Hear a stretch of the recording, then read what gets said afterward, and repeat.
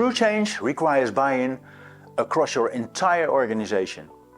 The biggest change that all businesses must make is to become more datafied, as data has become the lifeblood of any successful business. A key success factor in ensuring that data is used effectively is instilling a data mindset. Hiek van der Scheer, Chief Data and Analytics Officer at AEGON, will show how we instill the data mindset at this multinational company, from top to bottom and from bottom to top. Please give Hiek a big hand.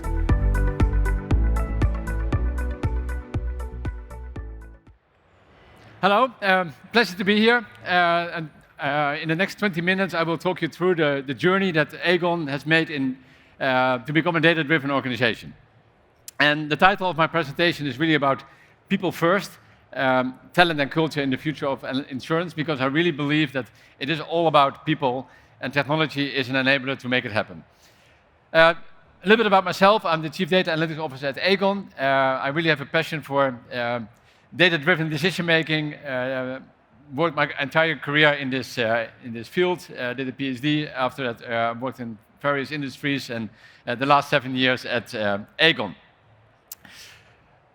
If you are a little bit tired of this last day and a half and the lunch, there are 3 takeaways that I really want you to take with you after this talk. There are 3 things. The first one is unlocking the data is really a journey. Becoming a data-driven organization is not something that you can create overnight. It will take a lot of time, involving all layers in your organization to really take them through the journey of how can you leverage analytics. So that's one. The second one is that focus relentlessly on impact. It's all about impact that you create with analytics. Don't do analytics for the sake of analytics. Don't do data quality for the sake of data quality, but do it to create value for the organization. Because at the short term, management might find it all great and nice that you're doing some analytics, whether it's now generative AI, but in the end they will look back and say, what have you created for value for the organization? So start to focus on value right from the start with your team and make sure that your whole team is up to that. And the last one, focus on the people and not on the technology. It's very easy to focus on making sure that you have a data lake in place, that you have your technology around, whether it's around the whole stack, whether it's about the analytical capabilities, but in the end, it's all about people. Let me take you through the various components, but I want to start with a quote from McKinsey, which I have used in my organization quite a bit. And it's not because that I worked for McKinsey, but because it's a quote from McKinsey that basically says, if you want to do analytics, you have to just to get started. And normally, McKinsey has an answer for everything. They always have a blueprint for, if you want to start to do this, you have to do blah, blah, blah, blah. And here they say, if you want to become a data-driven organization, how exactly you have to do it, we don't know either, but just get started.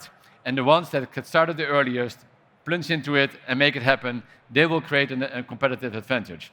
And this is what I told my leaders all the time when I was driving this roadmap. Don't think about all the elements like governance, the funding, the whole shebang, because before you know it, you spend 2 years on that discussion and you don't create value in the meantime. So this is the quote that they used. The story around AEGON and how we drive analytics is, well, quite lengthy. And I'm not saying that you have to take the same amount of time, but it shows the steps that we have taken in order to get where we are. When I came on board, we didn't really have analytical capabilities. So the first step that I did was making sure that we could attract talent. And that was by setting up an AEGON Analytical Academy, which has a proposition for talent in the organization or outside the organization to join AEGON. The 3-year program was really targeted around hard skills, soft skills, etc. And that built the foundation of the organization. The second step, what I did was to create a center of excellence at the headquarters to make sure that there is someone who is a small team that is coordinating the efforts around analytics, making sure that we don't reinvent the wheel, that we have standards, that we have a common way of doing it, while still enabling the local organizations to drive analytics. Then making sure that we have that we leverage analytics over our whole value chain. So in marketing and sales, underwriting and pricing, claims handling, fraud detection, but also process analytics, HR analytics. Anywhere where we digitize the organization, we have more data, and with that more data, we can provide better insights. It all worked nicely, but then you see that you are kind of hitting a ceiling, and that was really about leadership involvement. So I started a program which was called Analytics for Leaders, where I started really at the top. The global management board and the top 100 of AEGON joined that two-day program, where they really learned about the art of the possible, what is analytics actually about, but also what is your role and what do I expect from you to drive that forward. That really boosted a lot of the work in the organization, because then it became part of our culture. It was about capturing data, and later on, data management became actually a key part of my role. And I deliberately didn't start with data management in the beginning, because you can say, hey, data is the underlying fuel for all your analytics. Yes, that's true, but before you know it, you spend a couple of years to get the data in place. So I rather started with use cases around analytics, and now the question is, how can we scale it up? How can we make it more broader? How can we do real-time analytics? And then the data management comes up, and now we are in the process of democratizing analytics. Well, generative AI helps with that, and all the tooling that we have there. Analytics are not only about building an analytical team, but it's about 5 pillars, and that has been the driving 5 pillars for my journey. It's about making sure that you have a strategy in your organization, having the right people, having the right processes in place, your data and your technology. And on all those 5 pillars, I've constantly worked on a roadmap to make sure that we have those elements in place to get that data-driven organization. So that's a little bit the journey. The second one about impact. You might have seen charts like this, where it is all about, well, what type of analytics do we have, and what is the definition of analytics? For me, it always starts by simple interactive dashboarding, where you make the data available to your organization. What I call curated data, to make sure that there's a single source of truth in a Power BI, Tableau, ClickView, doesn't matter, dashboard, where the organization can play with the data, but all are playing with the same data. Of course, you want to go through the dynamic optimization, like the AI and all the hot and happening stuff. We also do that. We have plenty of examples where we do it, but often the dashboarding is a very good start. And the dashboarding always triggers questions like, hey, can I have red flags when it goes out of a certain boundary? When you have the red flags there, they ask you, hey, can you not only tell me what happened, but can you do predictions? So you take the organization along on this path towards a more advanced analytics. And sometimes you simply don't have the data to do all the advanced analytics that you want to do. So don't think only in the upper right corner is the place that you want to be. Somewhere lower is already a big step forward, and depending again on the domain and the maturity of the teams that you're working with. And then it's about leveraging the analytics across the whole value chain. We look at both things on revenue generation with pricing, next best activity models, improving your customer experience, and on the other hand, looking at use cases that are much more focused on cost reduction, like process automation, process analytics, fraud detection, etc. And for me, it's always important if you drive impact, it starts with defining very clearly what is the opportunity or what is the business challenge that you want to solve. That's where impact starts. Then think about what is the metric that you really want to improve. Is it revenue, is it NPS, is it risk reduction, and whatsoever, because then you make it measurable. Start with the coalition of the willing, because if you start with the use cases that bring the most value, you might end up with endless discussion, people that are not willing to change, or you might not have the data. So the way I started was really saying, where in the organization do I find leaders that are willing, that have the teams, that have data, and let's get it started. Because then you show the impact. With the impact, you inspire the rest of your colleagues, a little bit of peer pressure, and you will come to the other ones. And then over time, that willingness changes, for me, like more a balanced portfolio where you work on the more advanced work, the less advanced work. In all of the domains, you apply analytics, and then it becomes really a data-driven organization. But in the beginning, don't think about where is only the big impact that you can create. Go with the flow where you really can get the impact. Then there's always in this chain a trade-off between accuracy and interpretability. This curve or this line basically shows that if you go to something like a linear regression, a classification rule, the accuracy is really low.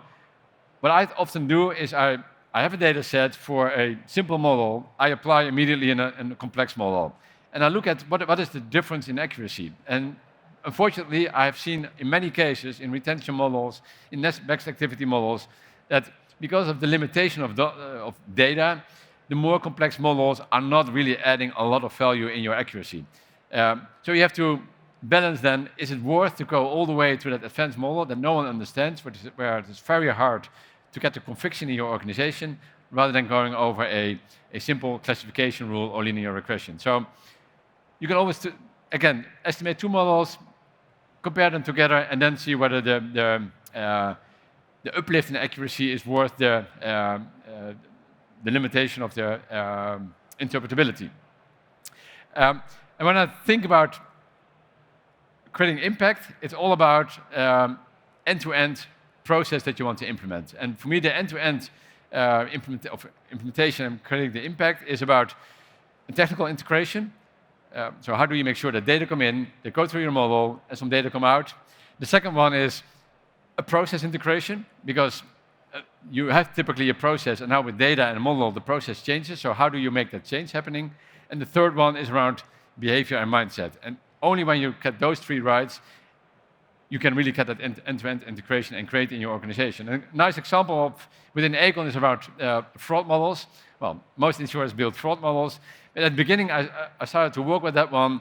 The teams that are doing the claims handling, they say, we don't need those kinds of models. We do claims already for 20 years. We can understand, based on the claim, whether it's particular suspicious. We send it through to our special unit investigators. They will look at it, and we don't need the models.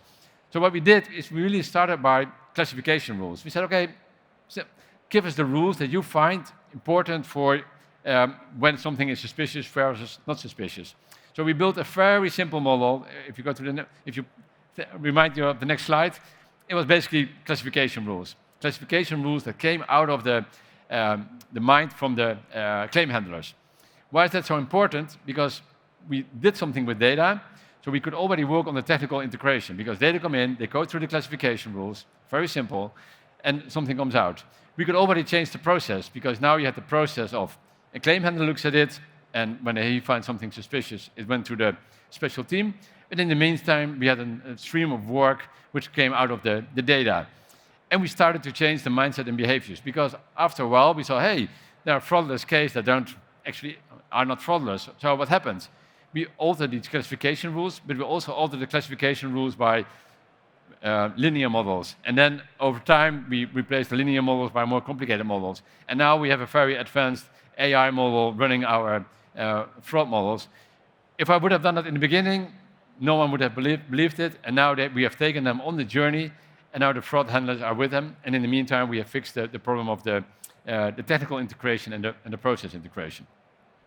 Well, apart from this part, it's about an iterative way of building your models. Don't start with the best model right away.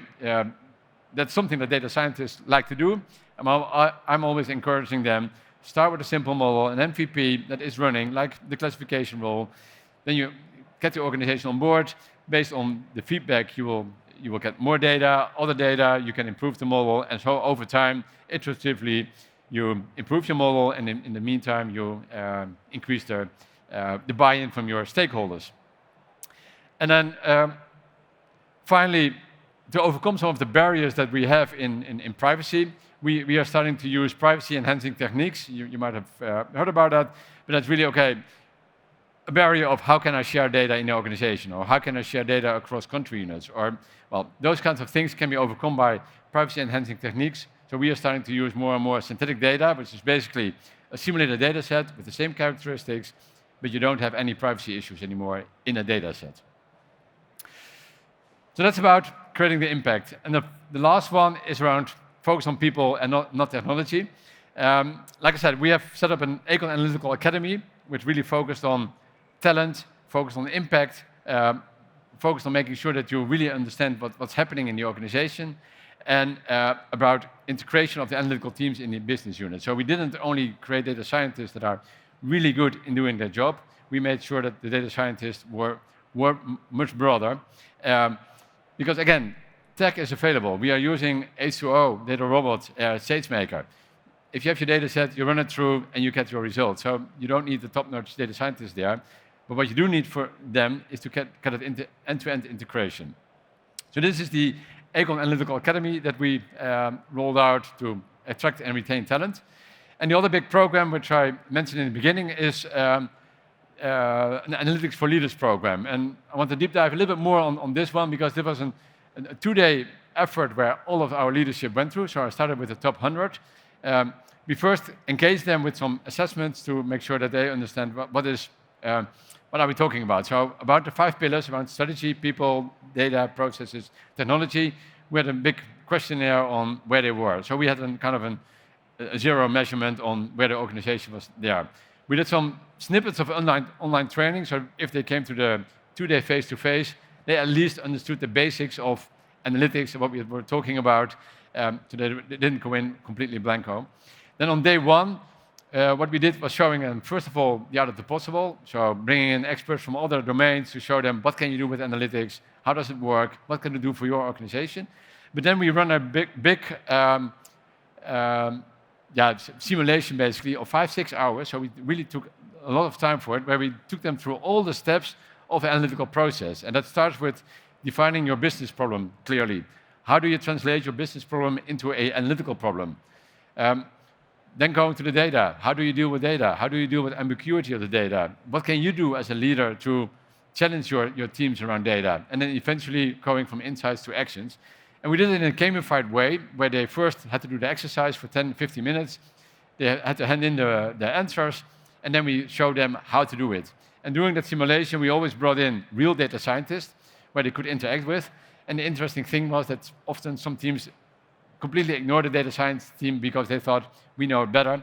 And of course, we had some kind of a leaderboard, and then you saw them dropping in a leaderboard, and that was exactly the purpose. It is about collaboration between the business on one hand, the data scientists on the other hand, to really make it shine. And on the second day of that leadership team, it was really about that insight-driven organization reflection, so the scores on all the elements that I just showed you. Where are you currently situated, and what are the next steps that you want to take? And the second day was really about the use case itself. Where do you find value? Where do you want to start on the next day? And we didn't do that in a very high-over way. No, in the end of the 2-day sessions, we had 2 or 3 use cases defined with an owner, with data that we could leverage, with some timelines behind it. And that was, for me, a really good way to do some follow-ups after a month, after 2 months, after 3 months, to basically tell them, hey, you did this training, where are you at? And so this training has really accelerated a lot of the work that we are doing at AEGON. So that's it. I hope that you take away the 3 things. It's a journey. Take time for it.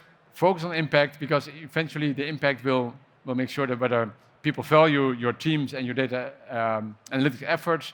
And the last one, take people along, set people as the foundation for it, because that's eventually what makes a difference.